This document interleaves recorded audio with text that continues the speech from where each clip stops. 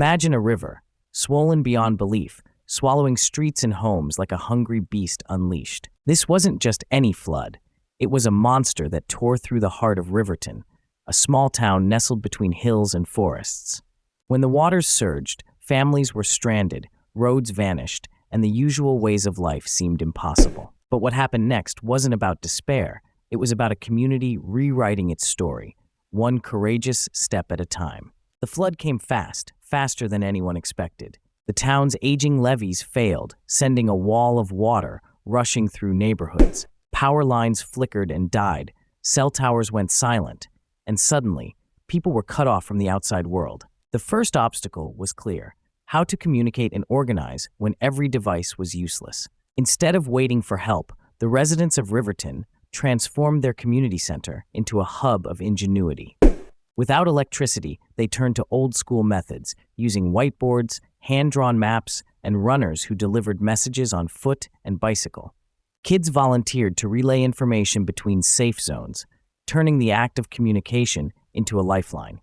This simple, human-powered network became the town's nervous system, pulsating hope through the chaos. Meanwhile, many homes were flooded, and people lost precious belongings. But what stood out was the way neighbors opened their doors without hesitation. The Johnson family took in 3 families in their small house, sharing every inch of space. Others formed small groups, pooling resources to cook meals over campfires in backyards. The obstacle of loss was met with the strategy of radical generosity, a reminder that sometimes survival isn't about what you have, but what you're willing to share. One of the biggest challenges was the crumbling infrastructure.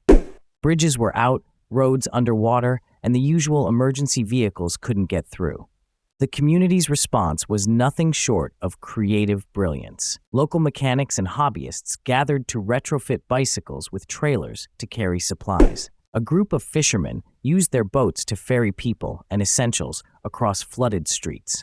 This wasn't just adaptation.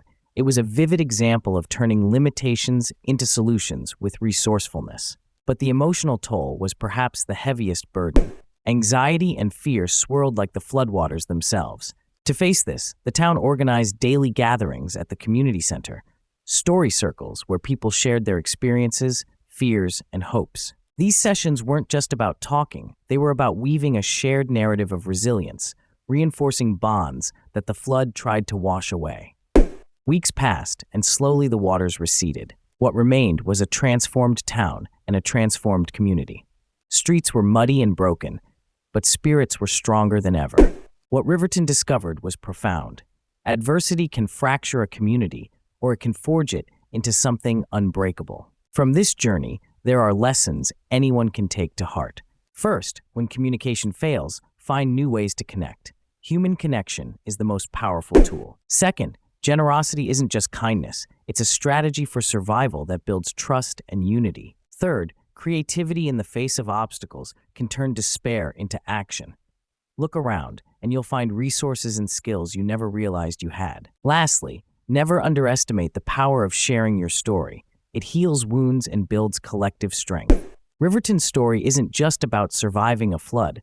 It's about thriving through it, together. So next time life's waters rise around you, remember, even in the wildest storms, the human spirit can build bridges where none seem to exist. As the floodwaters finally began to ebb, the community's work was far from over. Cleanup efforts stretched on, with every able hand pitching in to clear debris, rebuild damaged homes, and restore critical infrastructure. What was remarkable wasn't just the physical labor, but the spirit behind it. Strangers became friends, and friends became family, united by a shared mission to bring their town back to life. Local artists took to painting murals on battered walls, transforming scars of destruction into vibrant symbols of hope and renewal. Children planted gardens in empty lots, their small hands nurturing the soil as a metaphor for new beginnings. Schools reopened in makeshift classrooms, where teachers emphasized not just academics, but also the lessons of resilience and community strength that the flood had taught. Businesses, too, showed remarkable ingenuity. The local bakery, flooded and without power, began baking bread using wood-fired ovens set up in the town square. The grocery store organized a barter system when supply chains were disrupted, allowing residents to trade goods and services in a spirit of cooperation.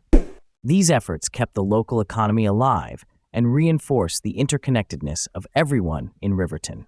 The town's leaders recognized the importance of preparing for future challenges. They initiated a comprehensive plan to upgrade infrastructure, including reinforcing levees, improving drainage systems, and creating emergency response protocols that involved the entire community.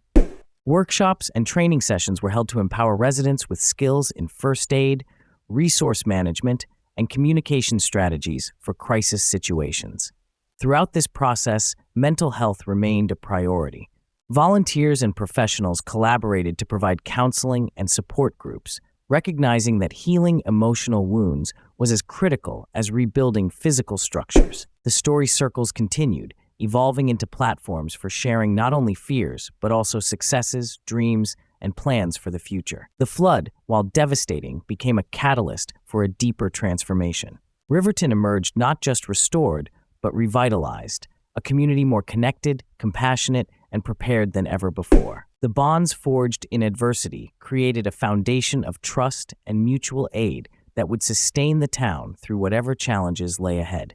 This story of Riverton offers a powerful reminder: disaster can either divide or unite.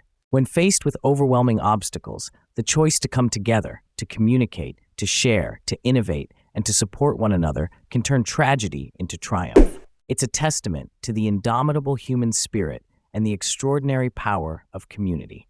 As the sun rises over Riverton, casting light on streets still marked by the flood's path, the town stands resilient. Its people carry forward the lessons learned, ready to face the future with courage and hope. Their journey shows us all that no matter how high the waters rise, together we can build bridges, sometimes quite literally, across the divides that threaten to wash us away.